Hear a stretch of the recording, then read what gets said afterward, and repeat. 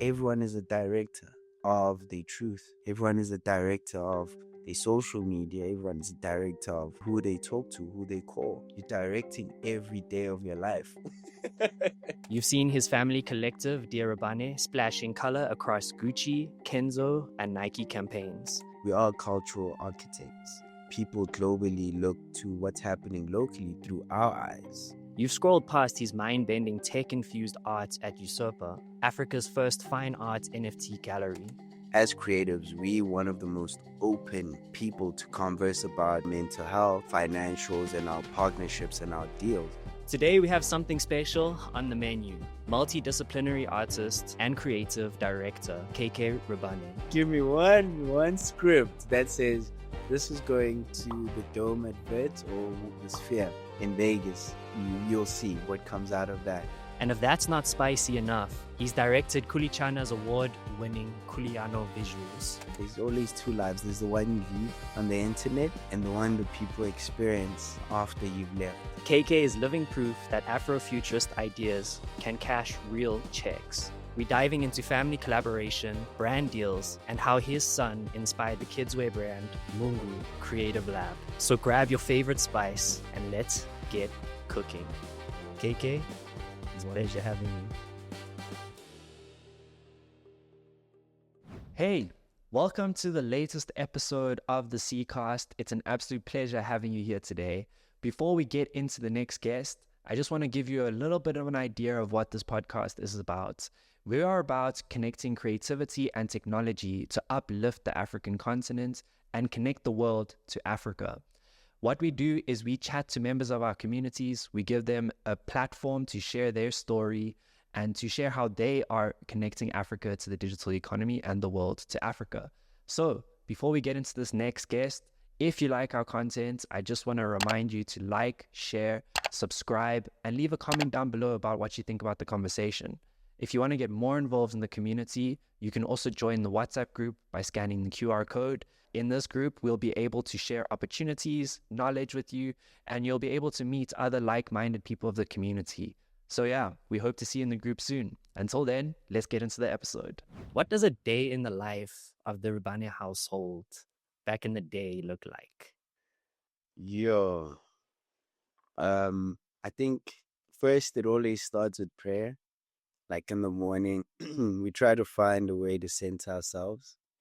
Starts with prayer. It starts with, what people feel like in the morning, like exercising. Because my father was a sports manager.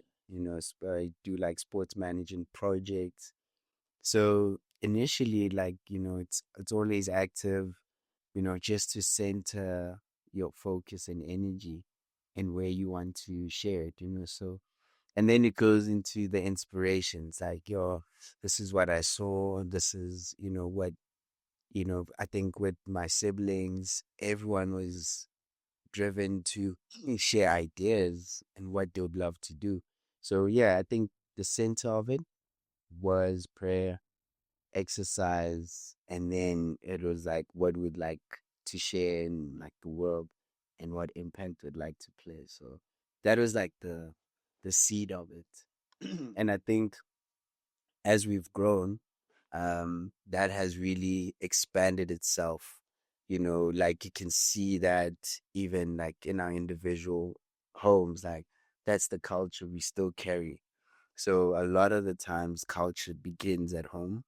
And you can then see that, oh, that's a tribe and that's how they operate, and that's how we even check on ourselves.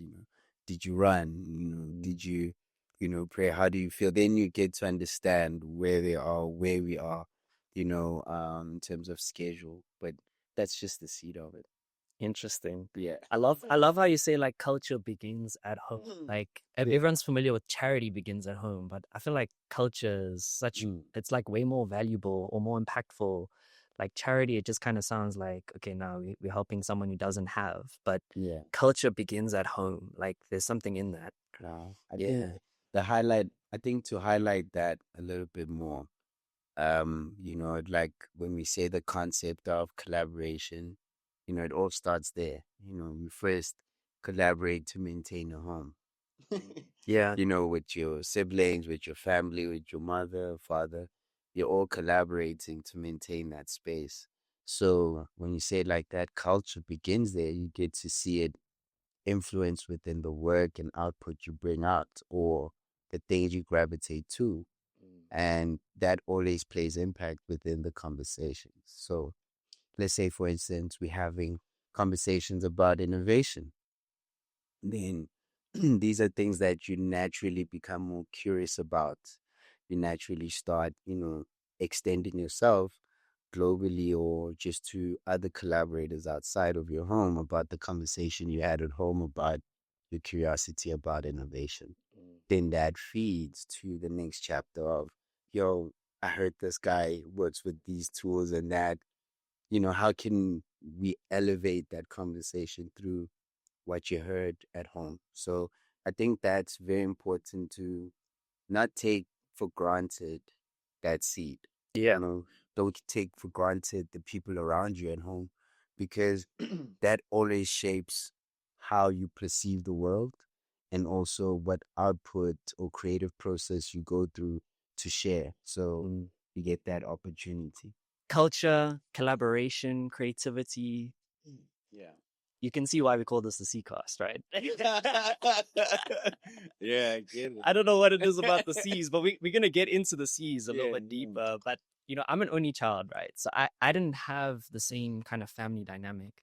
But I've heard stories about, the eldest, the middle child, the youngest. yeah. Like being the youngest, would you say that's influenced you in some way in your work today?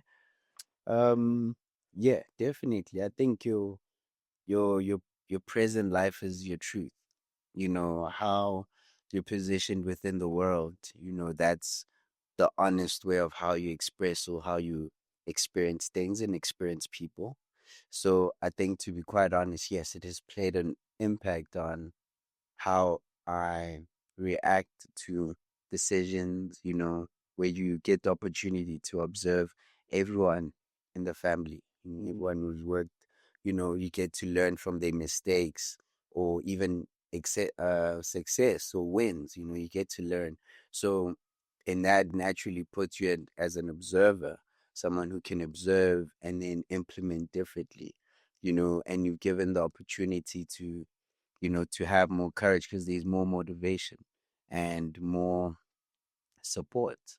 So in that being said, I think I've always been blessed to have the siblings I have, that we are so aligned with, what we wanted to do, and we kept feeding each other, such great positive inspirational things that we're able to overcome, a lot of obstacles because sometimes you always go into any space as the underdog, so we're able to overcome so many of those because of the self-belief, that has been instilled from them to me.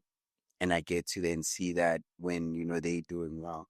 And I think it applies with anyone, if you have genuine meaning and intention with any collaborator that you're with, then you can learn from them, and then you get to understand that they also have such pure intention to see you do well.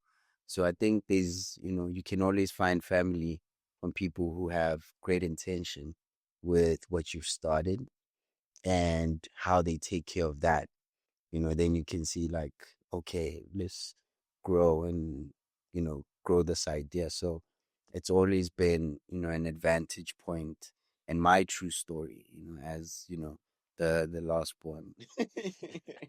And now tell me, like, you mentioned finding family, and you also mentioned finding confidence Hmm. and there's another C word, right? Confidence, so add it Yeah, to the list. confidence. And I want to find out from you, like, with that confidence, right? It came from your sister's experience and them passing that on to you. Yeah. You've also been involved in the creative world for a very long time. I mean, Wow. being a part of Madiba's 80th birthday celebrations at Oh, the yeah. age of 4. Like, tell me about that. Did that help also instill confidence? So just to correct that part, that was my sisters who were Oh, part of those are your that. sisters. Okay, Yes, but okay, I got to watch that, be okay. part of the rehearsal. So Yes, I think at that time I got, the ability to see the creative space in such a large field because you're looking at like 100 and something, performers and these rehearsals.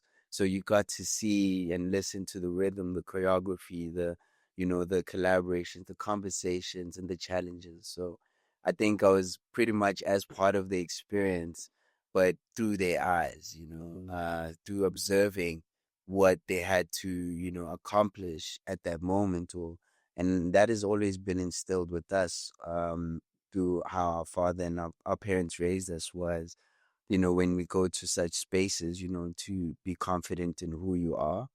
And, that also instills you being able to achieve the best at that moment or at that space, and have fun in that process.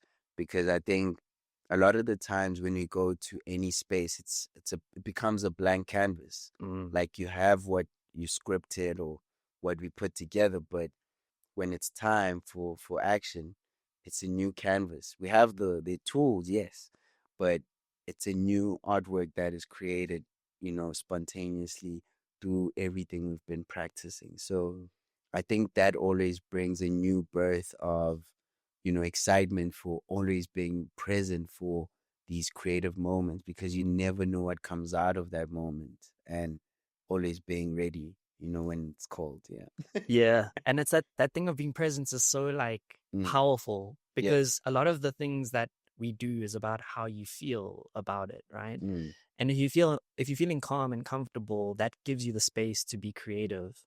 Well, that's what I found. Mhm. And I think a lot of the time when we are put in these certain situations that are deemed to be high pressure, right? Yeah. You kind of lose yourself. Yet the people that succeed are the ones who are able to be present in the moment. Yeah. And do you feel like that helps like spark that creativity? So when we talk about presence, is present of the as the unexpected, right? So you might go into a room feeling a certain way, but the result is not as anticipated or exceeds that. So it's just being ready for either or, right? And that's the confidence, right? It alleviates you from if it goes bad, but I was there. It mattered. I was there. I gave it my best. It goes bad, it goes bad. But if I'm there and I understand that, then the confidence of me just giving my best, no matter the result, because there's no such thing as failure in any process of making, right? Because you've now learned, you've added some value to your learning and your process. So it's always about, and at the time you're experiencing it, it feels like the end of the world. But I think that's one of the things when you understand that when you go into a room, no matter how you're actually feeling with the sense of confidence that's there, you get to understand that anything can happen at the presence of making, right? And you actually get to be more excited about knowing that, whatever we create, I was present for it. I didn't postpone it, I didn't move it to anything. And the results there was genuine, is what was for that time. And I think that's what matters, and not always overthinking, because we sometimes get into our perfectionism bag, if that's a word. Yeah. you know, and we tend to overthink. And that's one of the times you actually realize that, you miss so much opportunity of just, being present and producing and, moving. Momentum is so like phenomenal because the consistency becomes the result of who you become, right? So that's one of the things that, I learn, daily, how to implement it. And it's the result is never the same. There's some projects that you want to highlight in front, and there's some you're like, okay, let me park that, but I've learned from that. Thank you. Nice. And then there's ones that you're like, okay, I get why I had to go through that to get this result. Yeah. Can you give me an example of one of those projects where you just got completely cooked and you're like, nah? Oh, jeez. Yeah, there's so many.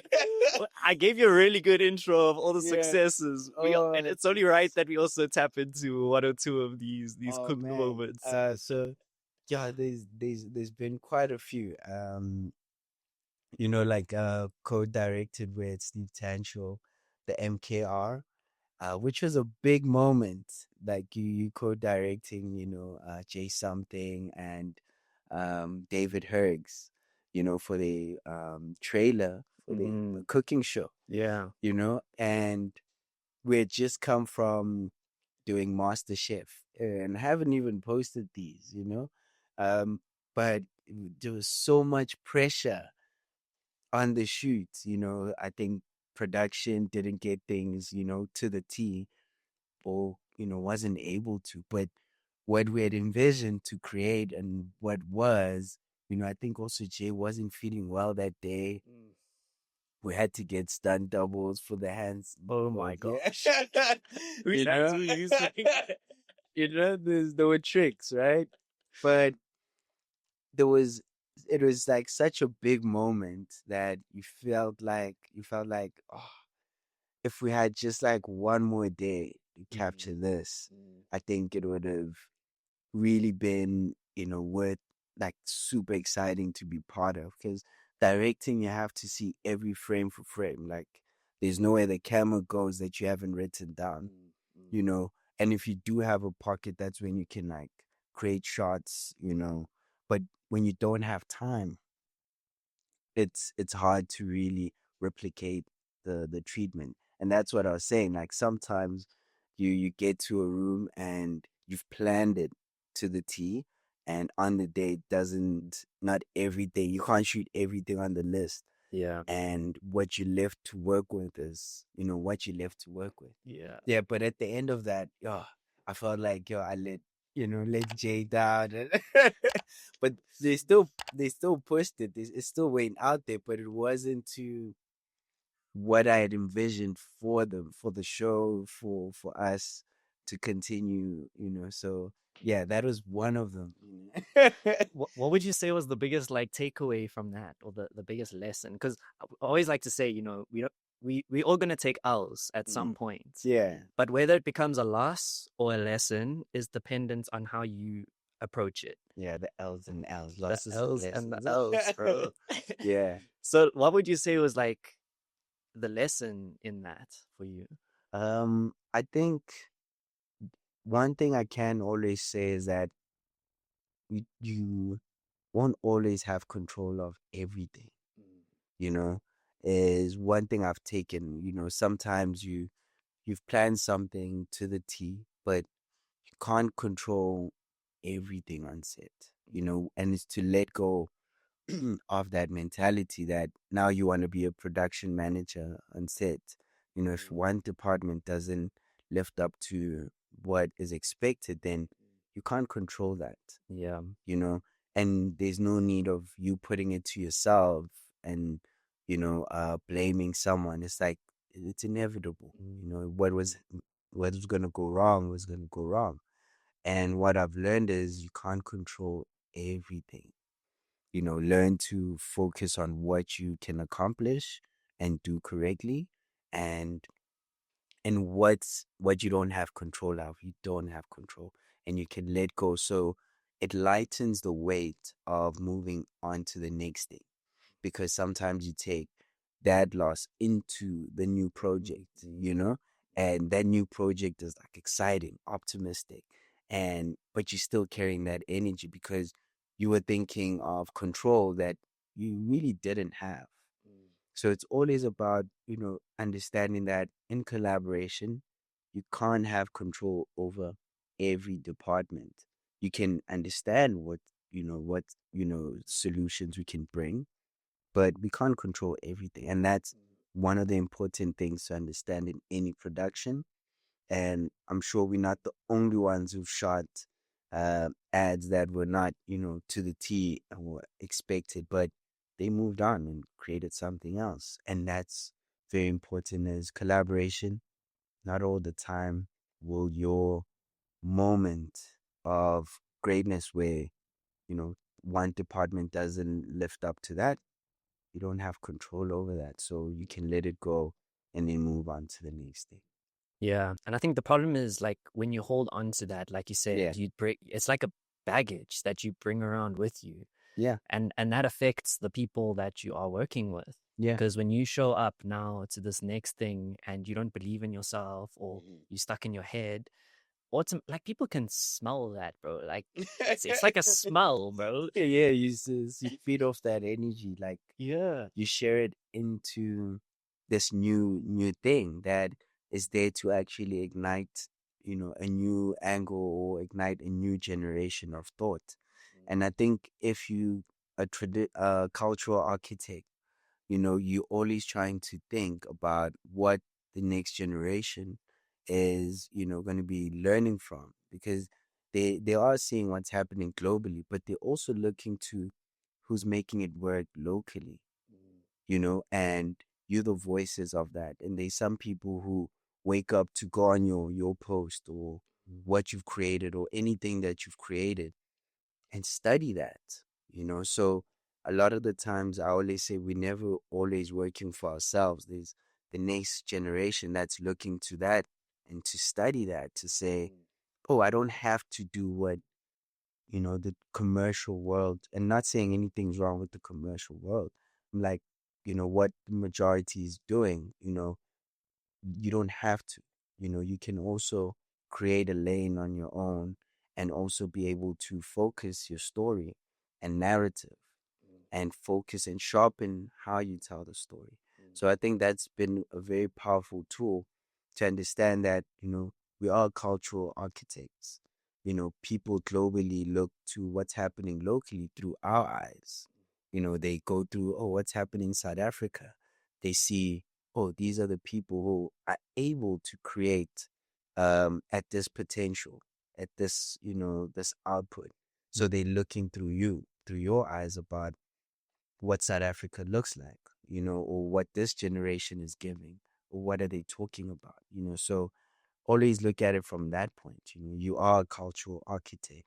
We are cultural architects that are designing this, home or space that is, purposeful for the next generation. Wow. It's generational. Yeah. It is. Like it really is. And when you have that kind of perspective, it kind of equips you with what you need to show up. And I Mm. think in the creative space, because like I operate a lot in the business world and also the creative world. But when you have your feet in both sides of the line, Yeah. both sides of the line, you kind of get a unique perspective.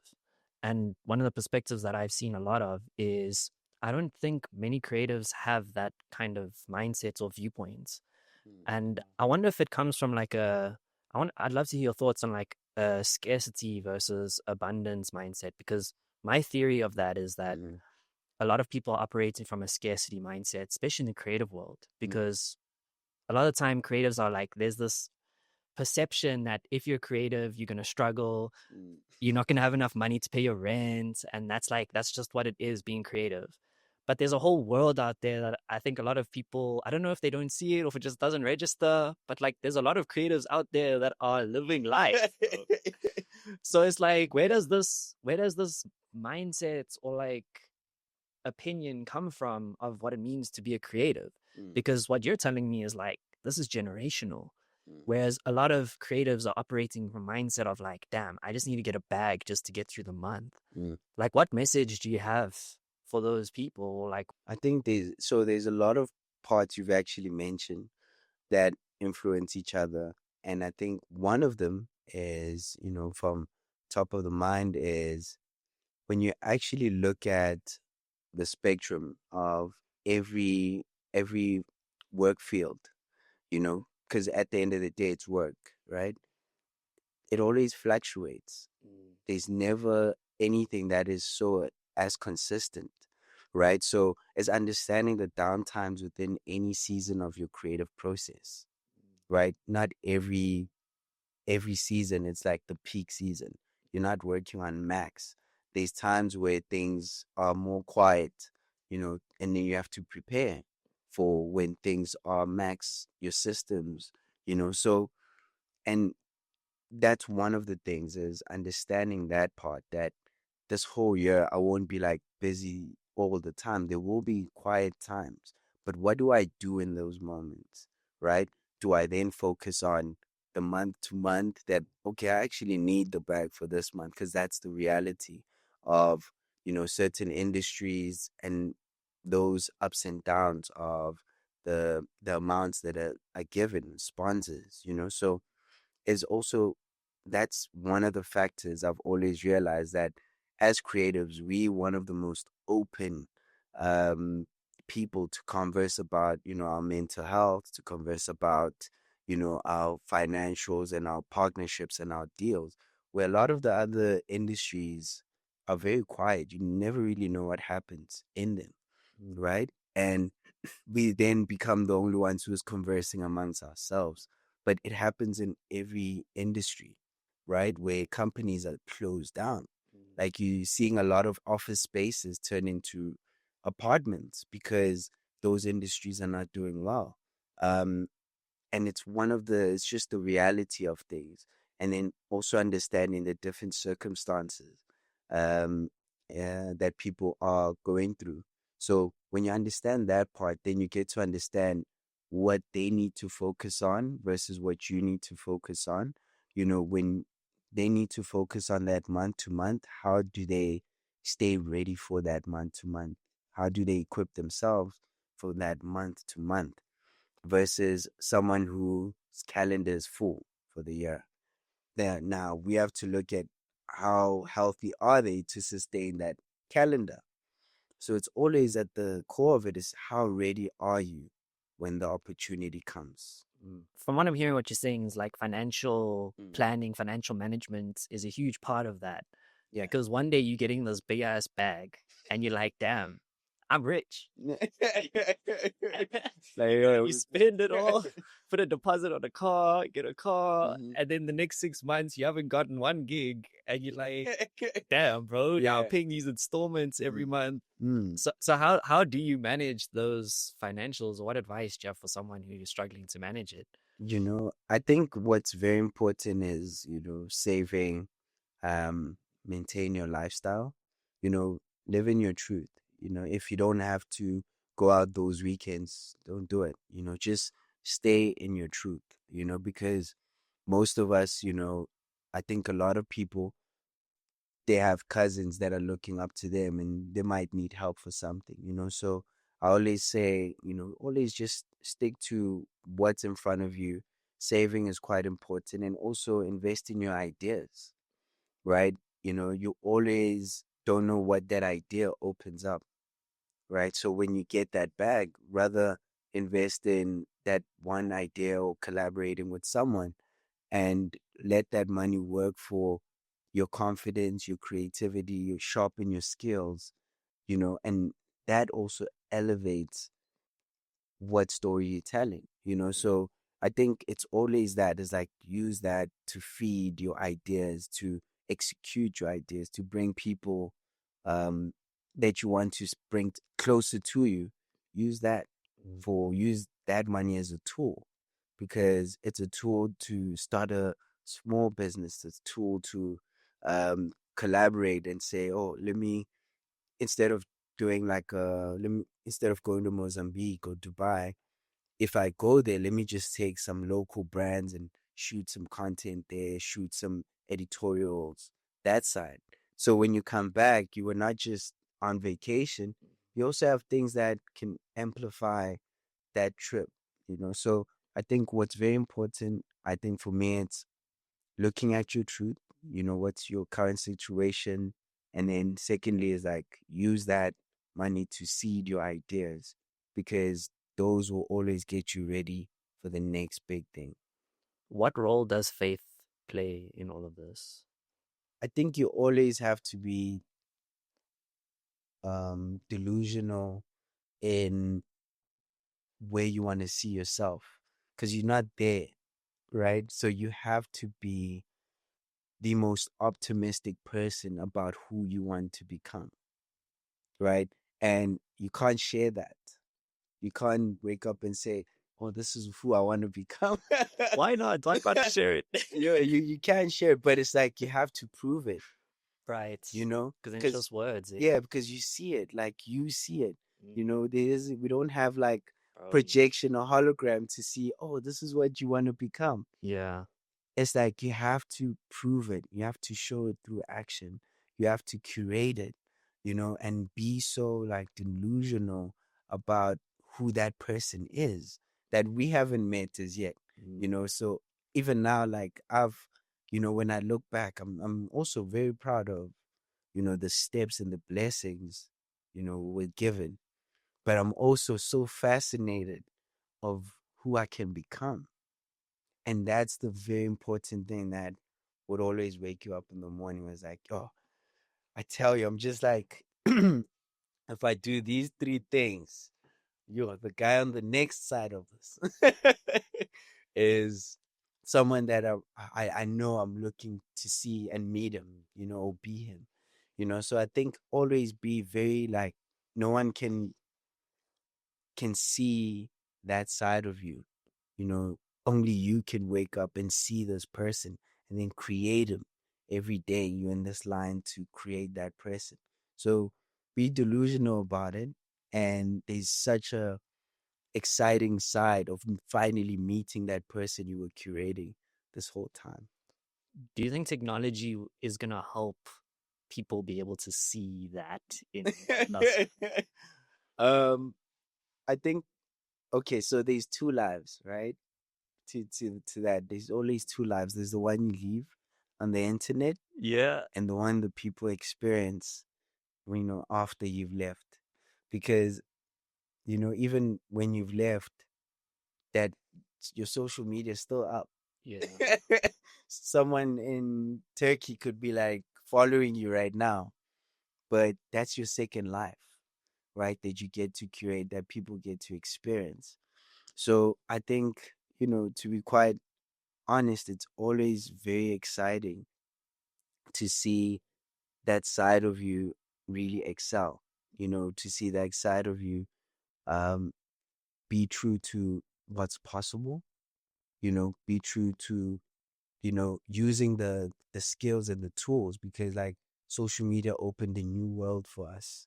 You know, you got to learn so much and so quick, but you also had to focus on what the goal was, you know. So what you've learned, you know, about like the challenges like Zaha Hadid had as an architect at that time, where no one was creating buildings like that, and they found it to be like, there's no way we can create this, to finally only seeing, oh my God, this is the only way forward, you know. So using these tools and technology is always a very fascinating thing of how we can create a reality that, you know, can assist so many people in so many spaces.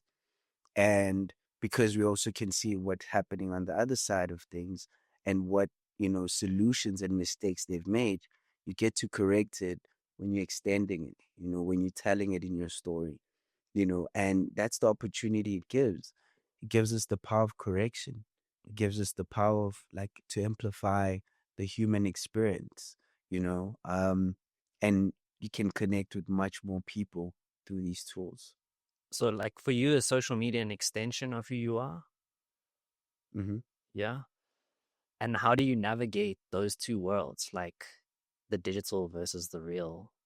Like, Yeah. how do you navigate those two worlds? Because I think we struggle a lot with that. And Yeah. it ties into one thing that you were mentioning as well earlier on, where you're talking about how I appreciate you mentioning this, by the way, that when you're creative, there are the highs and the lows, but social media just shows the highs. So that's why I asked you, like, can you tell us one of the moments you got cooked? Because I feel like no one talks about that. But I think Yeah. it creates like an expectation, right? Because you're seeing all the highs. So you're expecting everything to be a high, which is an unrealistic expectation, which has been difficult for me to navigate in my experience. So how do you like navigate those two worlds? Hey, hold on, hold on. I just need to remind you very quickly to like, share, and subscribe, and leave a comment down below about what you think about this episode.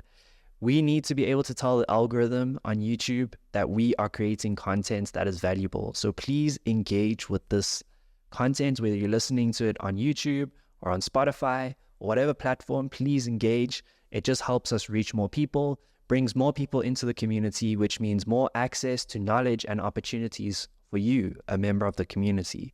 So please don't forget to engage on this video or this audio podcast and leave a like, comment, or subscribe and give it a share.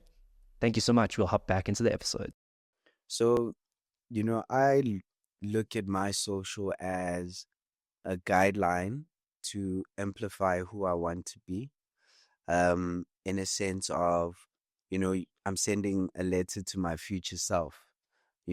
If any down moment, I can look back and say, oh, I was able to curate that.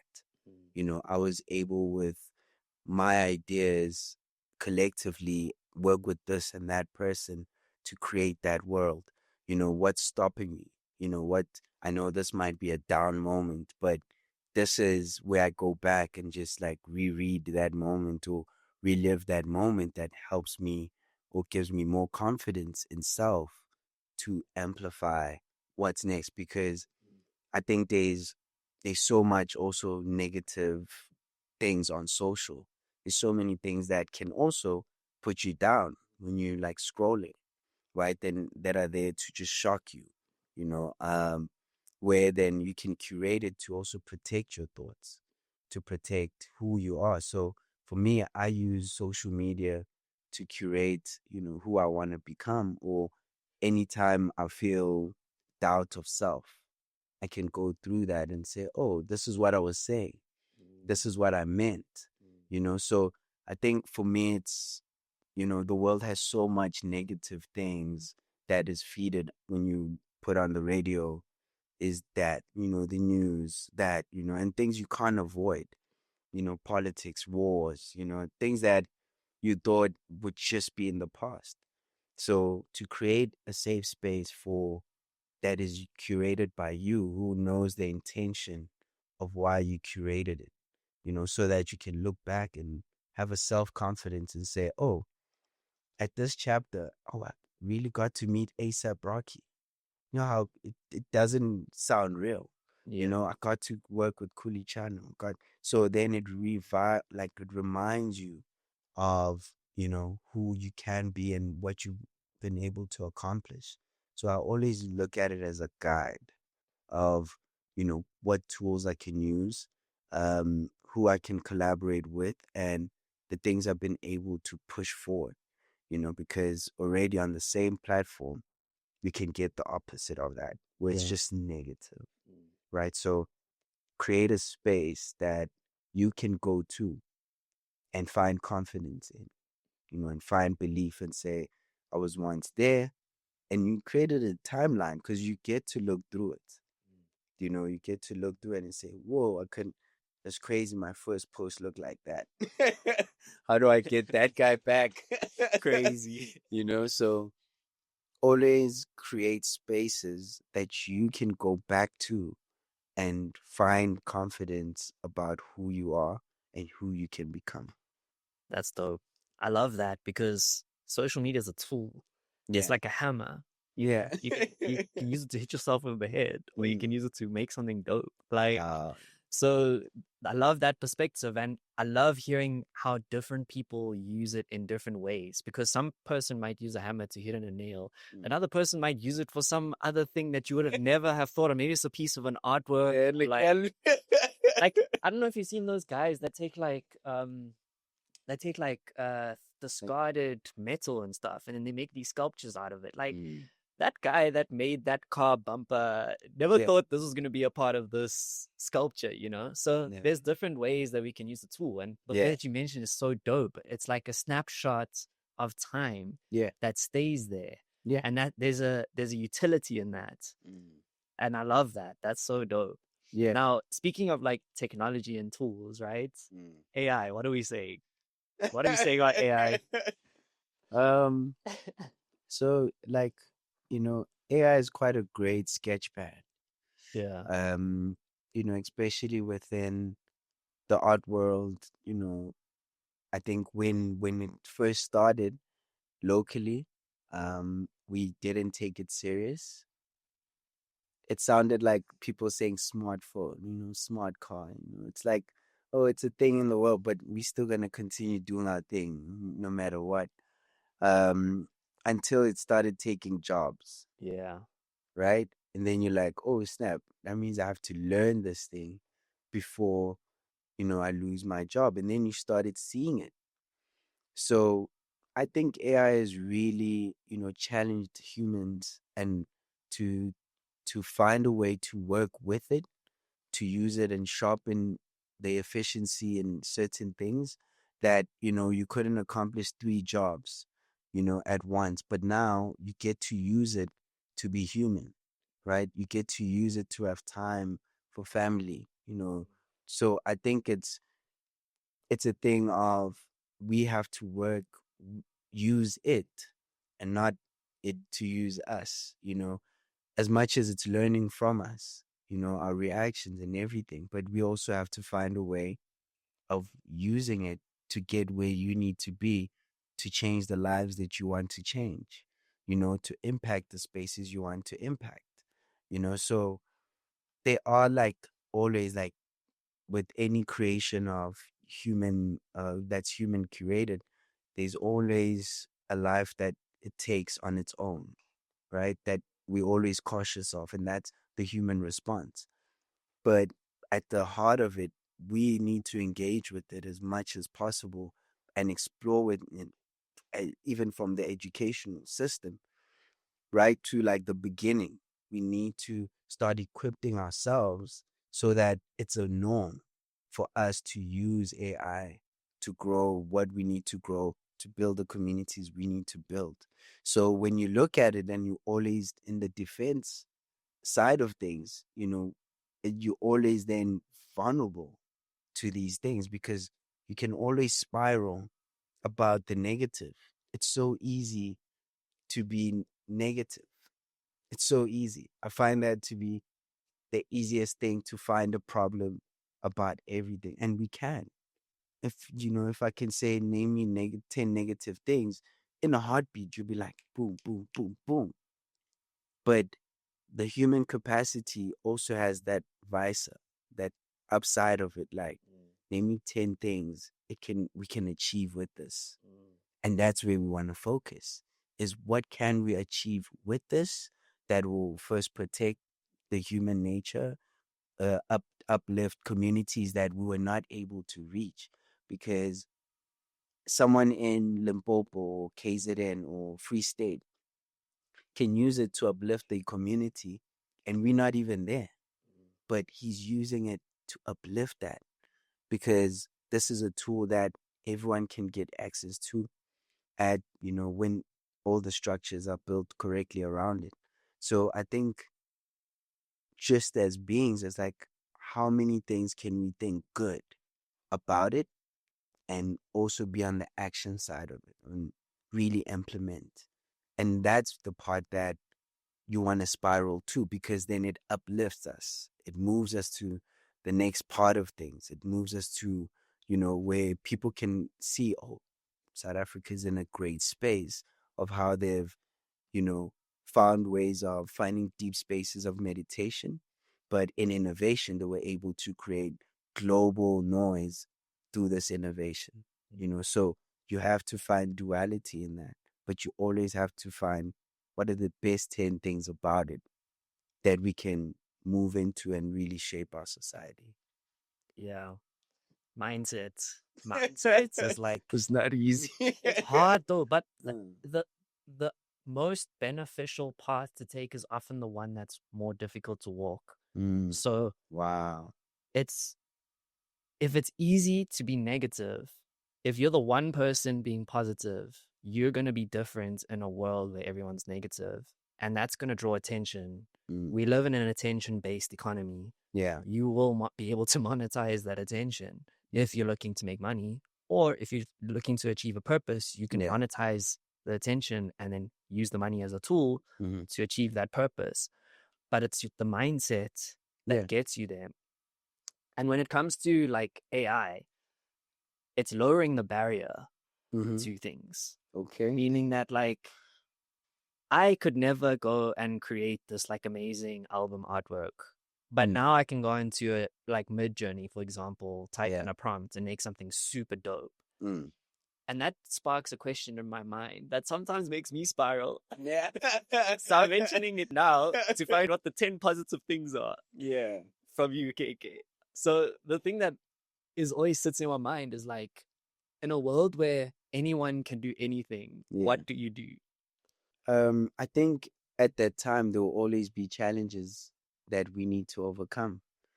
And that's just human reaction. You know, we build something and there's someone in the room is like, oh, let's bomb this place, or let's do something bad in that society, or, until we have built a society where there's level grounds of, like, classism, level grounds of people getting to eat and people getting to have it right education and health. Until we get to that part, then we know we've looked at our reality and say, oh, okay, we've played a part, where that's no more a thing. We know that there's no way. We've created a system so well enough that no one goes through that. No one gets to wait such long lines for healthcare. You know, artists are able to create and also get, their well-deserved earnings from what they've created, and it's a norm, right? So until we get to it being a norm for things that we find as obstacles now, using this technology, then we still haven't gotten there, right? So the important thing, and that's the optimistic part of how we can use technology, was in a more optimistic way that can really help us get to that part of things where people and places that we haven't been able to have impact on, we're able to do it, and effortlessly, and it's a norm, right? So until we focus on that responsibility, and maybe it's not the same for everybody, but until we get to that, then a lot of things are leveraged. We don't have to think about crime, while you're shooting. You don't have to, like, clench your bag and say, yo, I've got like this much of a camera. You're putting me through some traumatic memories right now. Or we're shooting somewhere I need security, until it becomes a norm where we can have these opportunities to create spaces like that. Then we know we've used technology the right way that has helped us and the next generation live to optimize what technology can give and what human nature can also offer, because we have the ability to think like that. We have the ability, like the first person who created the camera till today, there's like this moment where we're sharing a conversation that could reach someone else, but it had to be that person who was like, we need a camera. And we had to have the first person say, let's do a film, to all the way to, like, let's do a series, to a podcast, to photography, right? You needed those people. And it's like, who do you play when things are needed? What do you answer to? So I think that's where we are as a society, or just as a creative myself, is that what role do I play in adding value to, this process that's been created?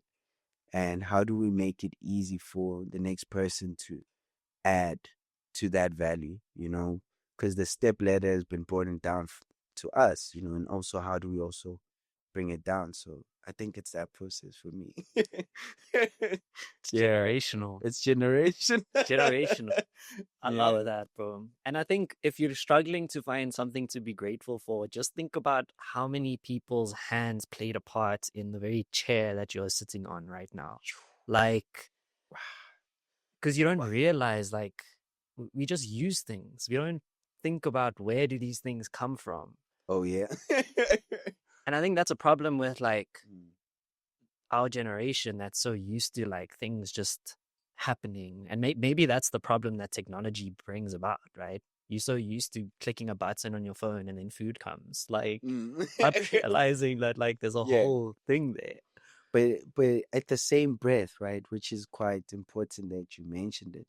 At the same breath, the next generation has their own challenges, right? As instant as food can come to them, so can a predator, so can exploitation, where someone can exploit your work, right? So, Scammed, like, so yeah. every generation has its challenges that are not quite clear to everyone as before, or they don't like, I can't compare them, right? Because they are affecting who they're affecting at the current moment. So when we use, these moments to say, as a creative, collaboration is important, you're actually realizing that as one person, I can't have that much impact. Let's say, for instance, we're trying to shoot something, but I'm a musician, for instance. I'm a musician. I'm trying to create music. I need a photographer. I need a videographer. I need certain things to tell that story, right? But if you don't have the resources to do that, then collaboration is the essence. It's the center, it's the seed, right? So that's a challenge on its own, right? And that's one of the things that people don't realize, that every generation has its own obstacles that are so severe to them and the current moment, that they are the solution to that, right? So when we look at it, it's like, if they have instant information, but they can also be instant false information, right? So it all reaches you at the same speed. So it's like, how do we then use that? Discernment. How do we use that to protect people getting access to you that quick? Or to exploit your work that quick, to also collaborate with you that quick. So as fast as we can get things, also the bad things can come as fast. So how do we then protect and create in that way, where we're highlighting the things that are very positive about how to navigate within that space? Then we so sharply focused on that, that we slightly faster than the negative of that. We quicker, more efficient, that it's trying to catch up to us, because we, you know, logistically, we've thought about all the bad, and we're like, okay, check. Now, what's the great? What's the good about it? We can't avoid the bad. It's happening anyway. What is the great about it? What's the good thing about it that we can actually implement quicker, move faster on it, use the tools, use the equipment, use the information, connect with someone in China. Like, for instance, I enjoyed JM when we created the project last year, when we shot the music video. They were like, yo, we reached out on TikTok to a guy in London, Yeah. right? They've never met, but they loved his cadence and his music. And we collaborated and we shot a video of that. Yeah. So they reached out to someone in London, and that song was such a connection globally, that we even, we got to hire a drone guy, stylist, you know, it created a new version of just that, using TikTok to create opportunities, because the makeup artist got hired, this person got hired, people got paid from that project, but it was through that one initiative. The same social media that can have negative was the one they used in a very positive way, and it created jobs for someone else, like 10, 15 people, so you can do that. You can have an idea, use these platforms that create opportunity.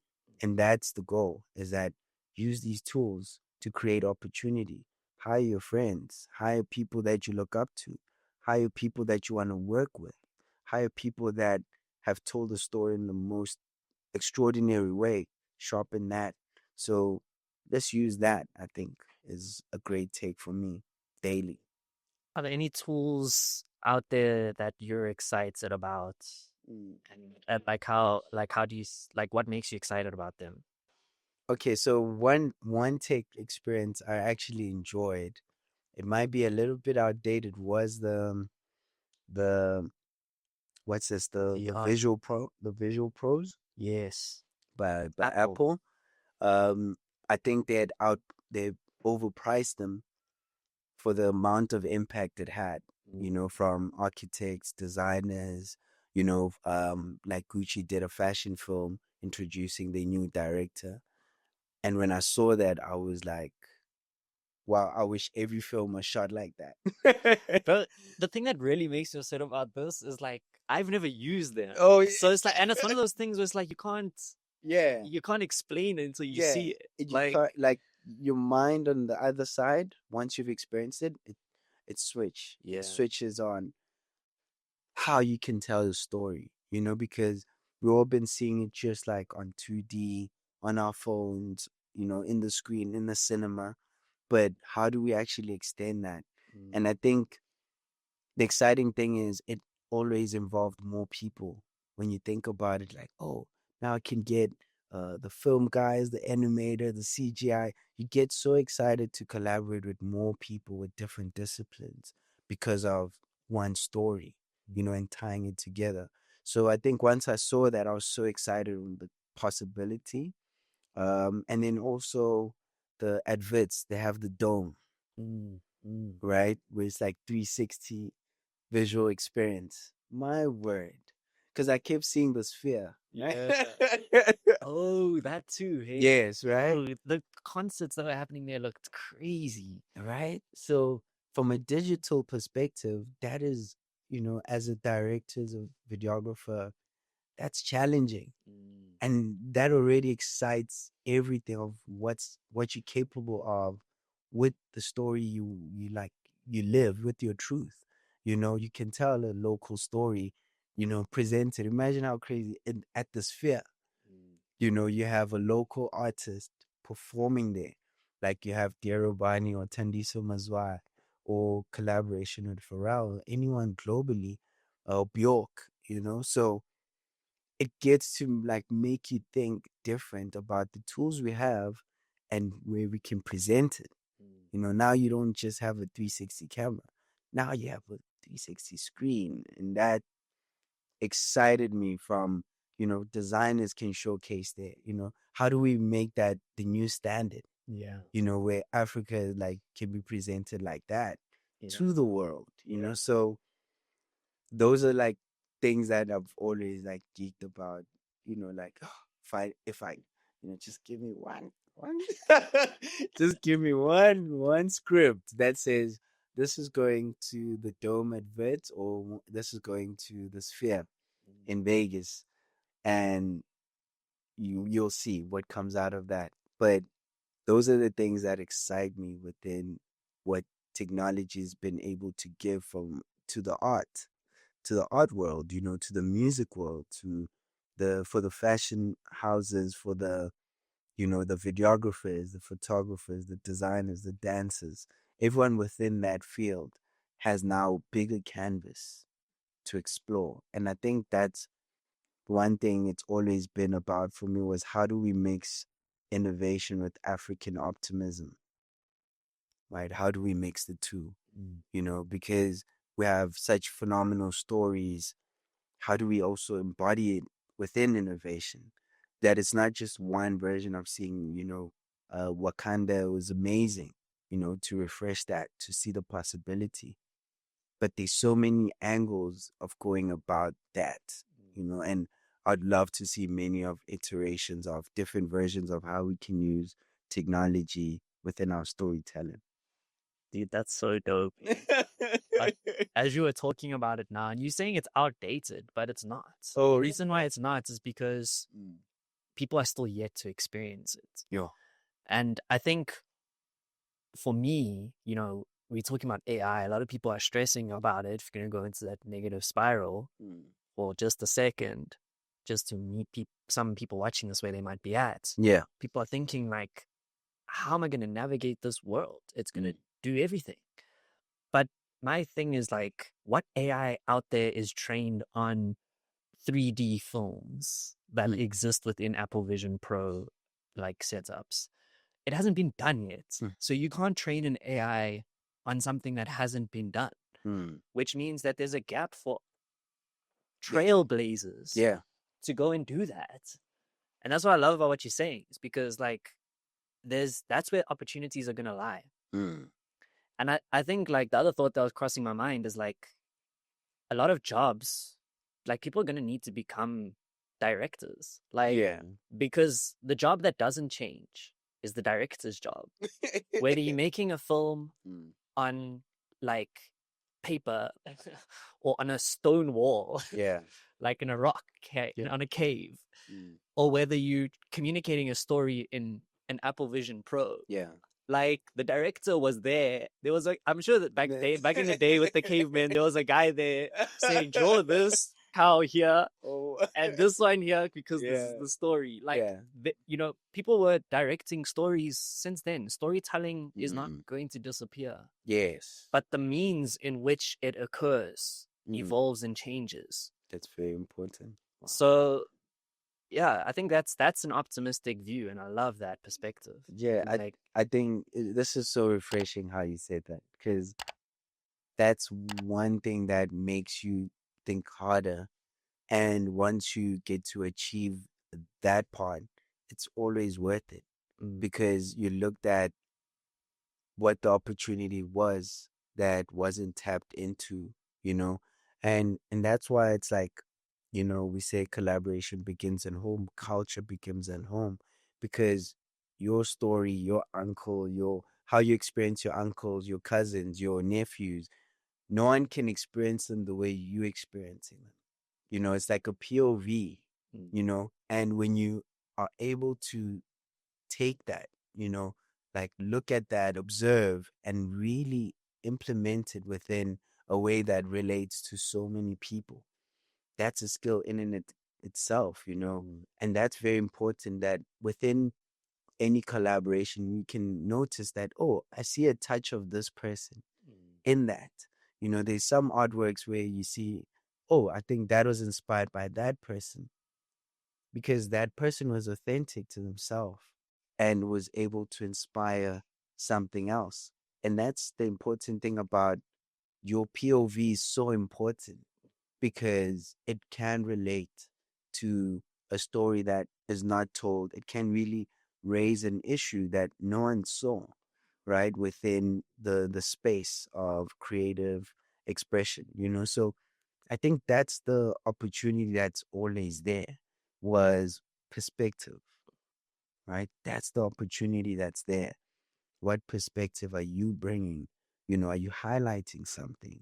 You know, are you making people be in this uncomfortable pool of conversation where they get to like, oh, I didn't know that was happening. I didn't know that existed. But you've just unraveled something. Or is it a pool where people come in and they realize, oh, I could be so much of myself with what's around me. I can use it, you know, and that's how people leave after, you know. So I think that's one of those things when you're saying like directors, you know, everyone is a director of the truth. Everyone is a director of their social media. Everyone is a director of, you know, who they talk to, who they call. You're directing every day of your life. What to eat, what to wear. You know, you're like the director, the curator. And it's like, how do you always feed purpose within that instinctive reaction? You know, how do you feed purpose in there? And that's really what, when you say like, yo, until we do the sphere, I think today's conversation, like, how do we get to the sphere? Let's go. If there's anyone watching this who has access to the sphere, How do we get access to the sphere and tell the most refreshing story in history, you know? So I think that's always the bar. Like, what's the best take, the biggest take showcased, and what can we do there? You know, like Esther has done it with BMW, with who's this in Abu Dhabi, the museum in Abu Dhabi. She had like and imagine how old Esther is. You know, she's a legend, you know, but we're still able to take such an authentic African story and use it in different mediums, from paint to walls to couches to a car, all the way to like projection in like one of the most beautiful museums in the world. Yeah. So your idea, your story, your home is your culture that can be shared through, a world that can communicate and understand. Yeah. Damn. I feel like that's the perfect note to end it on. But I have a question. It's kind of a selfish question too. Yeah. Like, how does one achieve that mass appeal? Because, like you said, your POV is the thing that cannot be copied, that is completely original you. But making that understandable or accessible to another person is a whole nother thing. So how do you do that? I think you have to fail more than you think you would, right? You'd have to do 10 proposals, before you get one that maybe goes halfway of what you really wanted. You'd have to compromise some ideas. The journey is never like, I would never say like you do 5 things and this is where it'll get you. But because of the consistent change in society, the solutions are different, the requirements become different weekly. So the results of you, it might be a great idea last week, but this week things have changed dramatically. It's moving fast. Things are moving fast. So, be prepared for a lot of presentations not going through, but be consistent about be persistent about those ideas, present as many, like fail 20 times presenting. Now you've mastered this presentation. After 20 times, you don't even have to look at the screen. Right. It's just like you're talking and yeah, you're just like, you're saying it like, off the back, with anyone. So you have to be able to fail in certain projects and also be able to be humble when you win with those projects, so that you have a clearer visual of the other people on the other side, that ego does not stain them. It doesn't have that stain on other people, so it's always about moderation. But it also is very important to understand that, do those 20 presentations, shoot those many films that people won't watch. And eventually, you then will be more rewarded about that one or two that people can celebrate with you and say, we've seen the journey and we're so excited that they chose you because it makes so much sense. And not forgetting that in these office, there's also people in there. There's humans who are running these brands, that understand that, oh, this is perfect for where we are right now to tell that story. But if you gave up, it's hard for them to meet that, to say, oh, our story aligns, So never stop telling that story in multiple mediums. It can be on the wall, it can be a chair, it can be like, you just assisting with lighting and sound. That day that you learn that, I can put a fork on a mic, Let's go. And then it look aesthetically good, you know. So you have to then go through that, and only you can refine it as your present moment or your present experience, because you feel that, like you feel your experience of how it felt when you won, how it felt to learn. And you can keep that within your mind in the process of creating that. Oh, in that shoot, we did 1, 2, 3 wrong. And the next one, I'm not missing a heartbeat, and some of the shoots we had to shoot twice or 3 times for that Mac. And the video is like, what, 2 minutes? But you had to you had 60 days behind. You had 60 days behind it, but people just watched it for 2 minutes, and some like, oh wow, that was cute, that's nice. And then sometimes like, my God, this is the most amazing thing that I've seen locally. And that's what you have to go through. You have to go through the times where you perceive that the video is going to be 2 minutes, um, and it's going to take more days of thinking about what what to do right. So when the time comes, you're able to execute, you're ready for it. So always be ready. Whether the no's, people say no to your presentations, be ready for the next one. That's very exciting for me is what's next.